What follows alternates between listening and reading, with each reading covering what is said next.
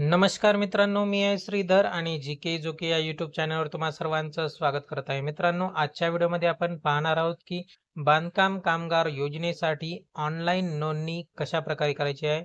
नव्याने ऑनलाईन नोंदणी कशी करायची आहे, ती पण घर बसल्या फक्त 15 मिनिटामध्ये तुमच्या मोबाईलद्वारे. चला तर मित्रांनो, मग आपण पाहूया की कशा प्रकारे तुम्ही नोंदणी करू शकता. त्यासाठी फक्त तुम्हाला आधार कार्ड आणि 90 दिवसाचे प्रमाणपत्र काम केल्याचे हे दोनच डॉक्युमेंट लागणार आहेत. चला तर मग आपण पाहूया कशा प्रकारे तुम्ही नोंदणी करू शकता घर बसल्या. मित्रांनो, त्यासाठी तुम्हाला सर्वात आधी गुगल क्रोममध्ये गुगलवर यायचं आहे. गुगलवर आल्याच्या नंतर तुम्हाला त्या ठिकाणी टाईप करायचं आहे बांधकाम कामगार. टाईप केल्याच्या नंतर मित्रांनो हे इंटरफेस तुमच्या समोर येईल. जी 1 नंबरची वेबसाईट आहे BOCW यावर तुम्हाला क्लिक करायचं आहे. क्लिक केल्याच्या नंतर मित्रांनो तुम्ही या ठिकाणी पाहू शकता इथे वेबसाईट ओपन झालेली आहे. खाली तुम्ही पाहू शकता या ठिकाणी कन्स्ट्रक्शन वर्कर रजिस्ट्रेशन म्हणून ऑप्शन आहे ग्रीन कलरमध्ये. यावर तुम्हाला क्लिक करायचं आहे. यावर क्लिक केल्याच्या नंतर मित्रांनो एक नवीन इंटरफेस दिसून येईल.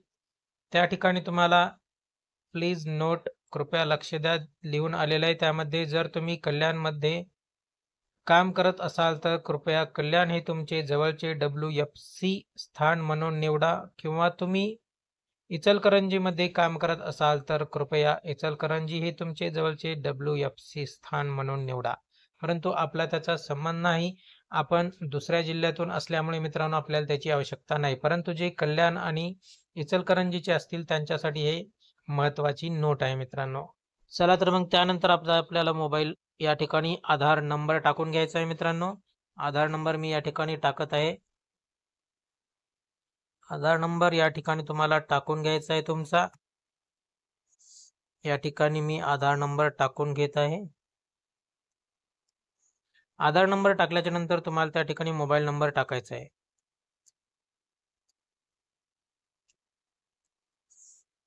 मोबाईल नंबर टाकल्याच्या नंतर प्रोसीड टू फॉर्म या बटनवर तुम्हाला क्लिक करायचं आहे मित्रांनो. माफ करा, या ठिकाणी मोबाईल नंबर चुकीचा झालेला आहे.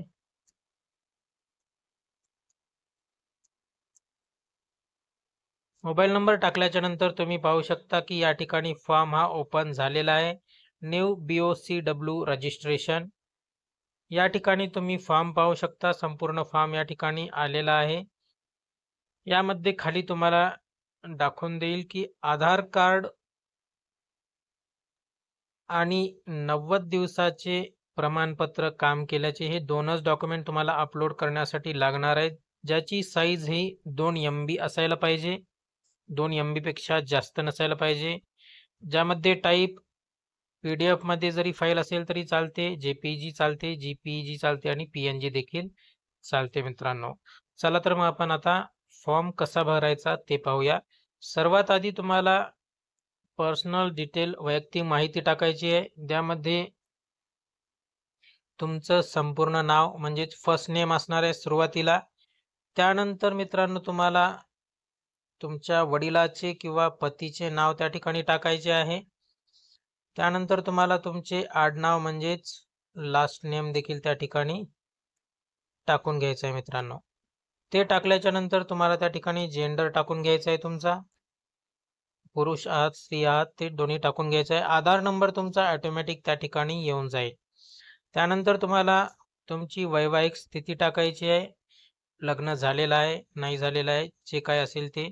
त्यानंतर तुम्हाला त्या ठिकाणी तुमची डेट ऑफ बर्थ देखील टाकून घ्यायची आहे मित्रांनो. डेट ऑफ बर्थ टाकल्याच्या नंतर तुमचं वय आणि त्या ठिकाणी ऑटोमॅटिक येऊन जाईल. त्यानंतर तुम्हाला तुमची कॅटेगरी टाकायची आहे, कोणती कास्ट आहे काय आहे ते. तुमचा मोबाईल नंबर त्या ठिकाणी ऑटोमॅटिक येऊन जाईल. त्यानंतर खाली पत्ता आधार कार्डनुसार तुम्हाला त्या ठिकाणी टाकायचा आहे मित्रांनो.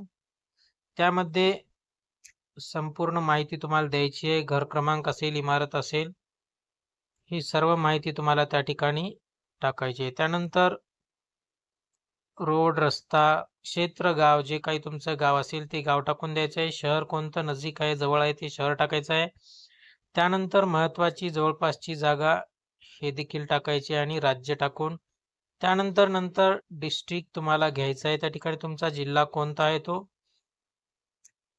जिल्हा निवडल्याच्या नंतर तुम्हाला तुमचा तालुका देखील त्या ठिकाणी टाकायचा आहे. त्यानंतर पोस्ट ऑफिस कोणतं आहे ते पोस्ट ऑफिस घ्यायचं आहे आणि तुमच्या एरियाचा पिनकोड त्या ठिकाणी तुम्हाला टाकून द्यायचा आहे मित्रांनो.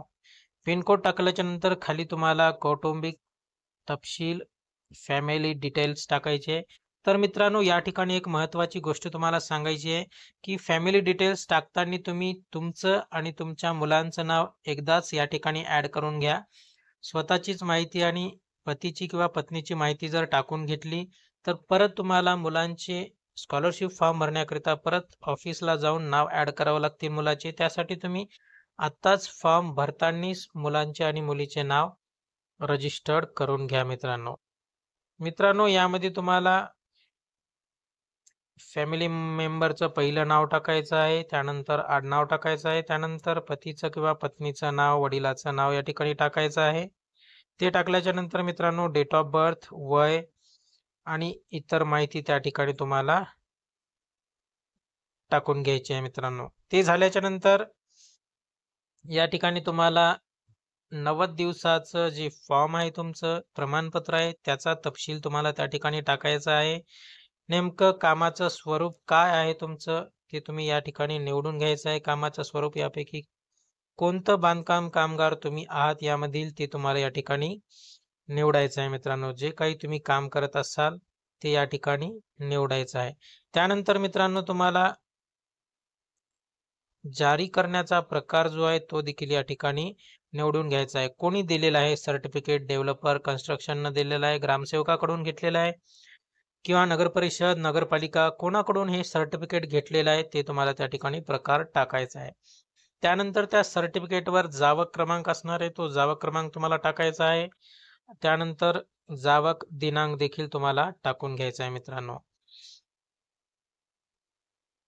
अशा प्रकारचं ते सर्टिफिकेट असणार आहे मित्रांनो. तुम्ही उजव्या साईडला वरती पाहू शकता जावक दिनांक दिलेला आहे. तो दिनांक तुम्हाला त्या ठिकाणी फॉर्ममध्ये टाकायचा आहे. त्याचबरोबर जावक क्रमांक देखील त्यामध्ये तुम्हाला फॉर्ममध्ये टाकायचा आहे. त्यानंतर खाली दिलेली माहिती बॉक्समध्ये तुम्ही पाहू शकता. नियुक्त्याचे, ठेकेदाराचे किंवा विकास कामाचे मालकाचे नाव, त्यानंतर मालकाचा पत्ता, मोबाईल क्रमांक आणि काम कधीपासून कधीपर्यंत केलेले ती डेट तुम्हाला यामध्ये दिलेली आहे. सगळी माहिती नमूद केलेली आहे मित्रांनो. तीच माहिती तुम्हाला ऑनलाईन फॉर्म भरताना त्या ठिकाणी टाकायची आहे मित्रांनो. त्यानंतर पडताळणीसाठी तालुका तुम्हाला निवडायचा आहे. कोणता तुम्ही कोणत्या तालुक्यामध्ये राहता तो तालुका तुम्हाला त्या ठिकाणी निवडायचा आहे मित्रांनो.